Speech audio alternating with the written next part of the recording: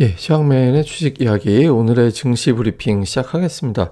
오늘 양시장이 이제 제법 많이 빠졌는데 이제 금리 문제 이야기 안 할 수가 없죠. 뭐 연준위원들이 뭐 여러 사람들이 오늘 되게 많이 발언이 나왔어요. 그러니까 이제 일정들이 많이 잡혀 있다 보니까 많이 나왔는데 뭐 블레이너드, 패트릭 하커, 찰스 에반스, 메리 데일리, 월러 이런 사람들이 어쨌든 3월 대충 종합해 보면 3월에 금리 올릴 거야. 그리고 이제 금리 인상은 평균적으로 따져놓고 보면 한 3번 정도 전후로 수렴되는 것 같긴 한데 상황에 따라서는 뭐 4번 올릴 거야. 이런 이야기 많이 했거든요. 근데 어쨌든 3월에 인상한다라는 게 거의 공통된 의견이었고 여차하면 4번 올릴 수도 있다. 이런 어떤 의견들이 많이 나오다 보니까 금리 뉴스가 너무 많았어요. 금리 뉴스 많은 데다 또 한국은행에서 금리를 올렸잖아요. 연내 추가적으로 올릴 것이다. 이런 이야기를 했고 그러니까 아무래도 금리 올라간다 이래버리면 직후에 주식시장은 의식할 수밖에 없죠. 그러니까 이 부분이 주식시장의 부담으로 작용을 하는 우리 증시뿐만 아니라 뭐 아시아 증시가 전체적으로 이렇게 썩 좋은 편은 아니었거든요. 그러니까 기본적으로 이제 부담으로 작용하는 이제 그런 상황이 만들어졌고 그 다음에 이제 LG 에너지 솔루션 이슈가 좀 부담이 계속 되는 것 같습니다. 이게 이제 들어오면 당장 시가총액 3위는 일단 보장받은 것 같이 돼버렸잖아요. 그럼 이게 이제 들어와서 시가총액 3위가 된다? 그러면 운용사들 같은 경우는 이 종목을 편입을 해야 될 거고 갖고 있는 현금에서 새로 사는 거라기보다는 다른 종목 줄여서 이 종목의 비중을 채우는 그런 형태의 운영이 나타날 가능성이 높거든요. 그러니까 LG에너지 솔루션을 매수하자고 현금화 시키거나 아니면은 그렇게 현금화 될지도 몰라라고 우려하는 그런 매도가 나오거나 또 이제 이 공모에 참여해야 된다. 그러니까 현금 만들자. 이런 것들이 다 매도 수급으로 작용하죠. 그래서 오늘 시가총액 상위 12위까지인가가 전부 다 하락했거든요. 대형주 쪽 매도 수급 작용하다 보니까 빠지게 되는 그런 상황이 됐죠. 이게 너무 뉴스가 많아요. 이 사실 일경이란 돈이 이게 입금된 거 아니거든요. 코스피 시가총액이 2천조 원 좀 더 되잖아요.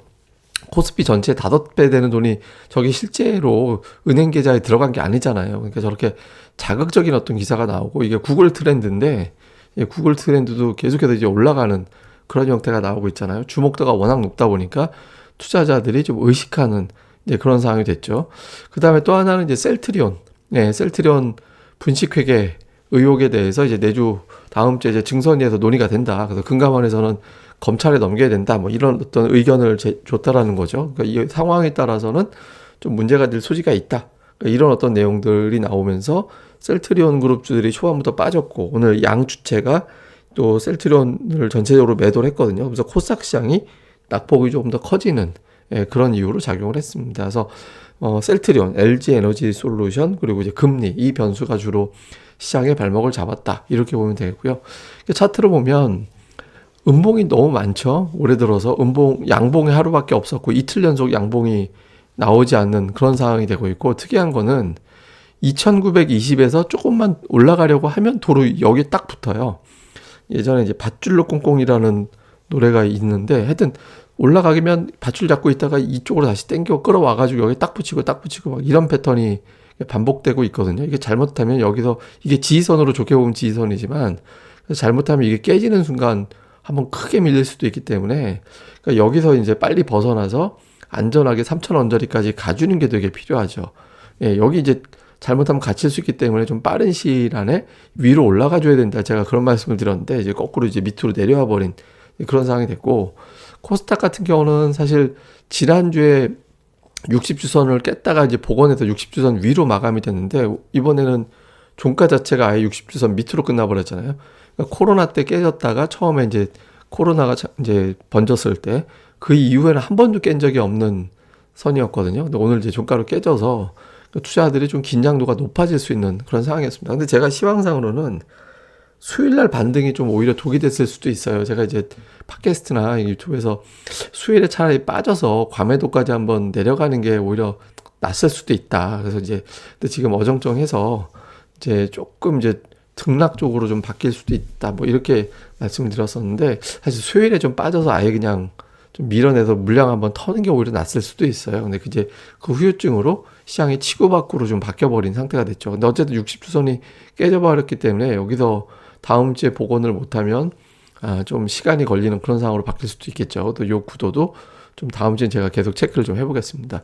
그러니까 수급에서는 외국인 기관이 팔았고 금융투자 매수로 돌아왔는데 이번 주에 제가 하루 정도는 그래도 매수 들어오지 않을까요? 근데 정말 하루 들어오는 상황이 생겨버렸고, 근데 이제부터 금융투자는 지속적인 매도는 안 할 겁니다. 그러니까 샀다 팔았다 이게 되는 거고, 오늘은 금융투자 판 게 외국인들이 선물을 왕창 파니까 반대 포지션을 금융투자가 쥐게 되고, 선물을 샀으니까 현물을 팔고, 이 전형적인 프로그램 매매가 가동이 된 걸로 봐야 되거든요. 그래서 다음 주에도 외국인들이 또 선물을 사버리면 그럼 또 바뀔 거예요. 근데 오늘 또 외국인들이 선물을 막판에 또 이제 장중 피크 대비는 또 줄였잖아요. 그러니까 오늘 너무 팼다 이런 게 또 있거든요. 그래서 다음 주 월요일에는 일단 이제 조금 선방하면서 출발할 가능성이 있죠. 예, 그러니까 이렇게 좀 봐야 되고, 현물에서는 뭐 양주체가 다 매도를 해서 개인들 힘으로는 지수를 올릴 수 없기 때문에 개인들이 매수 주체, 유일한 매수 주체가 되면서 하락 종목 수도 훨씬 더 많아지는 이제 그런 상황이 됐습니다. 업적으로는 이제 전기전자, 금융, 보험, 그러니까 이제 금리 의식하면서 보험주 매수했고, 그다음에 철강주 일부랑 전기전자 사들인 거, 삼성전자 다시 순매수로 들어왔죠. 그래서 이것까지는 긍정적. 근데 기관은 뭐 전체적으로 다 팔았는데, 셀트리온 쪽이 포함되어 있는 이제 의약품 많이 팔았고, 전기전자도 제법 팔았죠. 그리고 서비스 업종 많이 팔았고, 코스닥 쪽에서는 이게 이제 유통업종 많이 파는, 유통에 셀트리온 헬스케어가 들어가거든요. 셀트리온에서 약을 받아서 파는 거기 때문에 그 유통으로 잡거든요.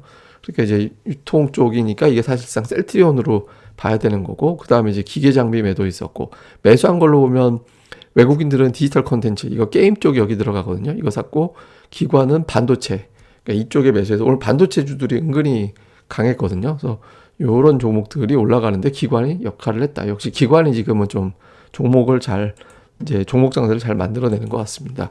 그러니까 이외 증시 포인트를 보면 금통위에서 금리 인상을 했죠. 이 영향이 앞으로 지속될까? 오늘 지수가 이렇게 빠져버리는 바람에 뭐 금통위 때문 아니야 이렇게 볼 수는 있겠지만, 올해 금리는 많이 올려봐야 이제 2번. 그러니까 그동안 올린 게 3번이잖아요. 그러니까 그동안 올린 횟수보다는 덜 올리게 될 가능성이 높거든요. 그래서 금통위, 한국은행에 대해서는 과도하게 어떤 의식할 사항은 아닌 것 같고, 그 다음에 또 하나는 팍스로비드가 이제 투약, 오늘 뭐 실제로는 투약이 이제 예상만큼은 안 됐다고는 하는데, 뭐 무슨 데이터에 문제가 있었다라고 하더라고요. 그러니까 환자에 대한 어떤 처방하고 할 때 이런 데이터, 전산상의 어떤 데이터 문제가 있던데, 하여튼 그런 문제 때문에 조금 다는 못한 것 같긴 한데, 어쨌든 투약이 시작이 되면서 5번 먹고 나서 이제 다음 주 정도 됐을 때 일부에서는 이제 결과가 좀 나올 수 있잖아요.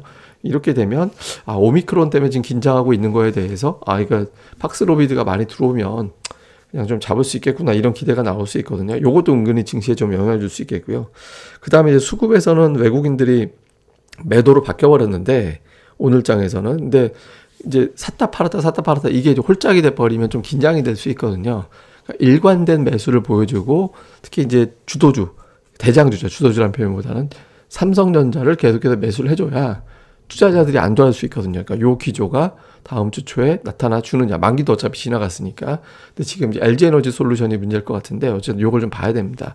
그 다음에 이제 특징으로는 LG그룹주가 오늘 전강 후약이 됐는데, 어쨌든 LG그룹주 뉴스량이 많아지면서 관심도가 좀 보였고, 다음에 코스닥의 반도체주가 강했고, FPCB가 강했고, 뭐 테마에서는 뭐 이제 군사 지역에 대해서 일부 보호 구역을 해제한다 이런 소식 나오면서 테마주로 올라가긴 했는데, 뭐 지속성 여부는 알 수 없으니까 오늘 크게 보면 이 정도였거든요. 뭐 2차 전지라든가 게임 이런 거는 뭐 몇 종목 일부 올라가는 거에 그쳤고, 그러니까 제가 어제 방송에서 연속적으로 한 3일 밀고 올라가는 업종이 나와줘야 된다라고 말씀드렸잖아요. 끊어져 버렸죠. 예, 그래서 요 이제 흐름이 다시 이제 주초에 좀 이어져서 연결돼서 이어져 나가는지 요것도 좀 주목을 해봐야 되겠습니다. 어쨌든 시장 구도가 묘하게 흘러가고 있는데, 시장은 제가 한번 이제 주말에 다른 관점에서 좀 정돈을 좀 해드릴게요. 예, 그러니까 뭐 약간 지금의 이런 어떤 브리핑 형태로 말고, 그러니까 이제 다른 방식으로 제가 또 준비를 좀 해봐서, 뭐 되면 이제 그런 방식으로 하고, 안 되면 뭐 기존 방식으로 하더라도 조금 내용을 좀 정돈해서 전달해 드리도록 하겠습니다. 예, 그럼 또 하루 잘 보내시고요. 저는 또 다음에 뵙겠습니다. 그리고 구독하기 꼭 좀 부탁을 드립니다. 감사합니다.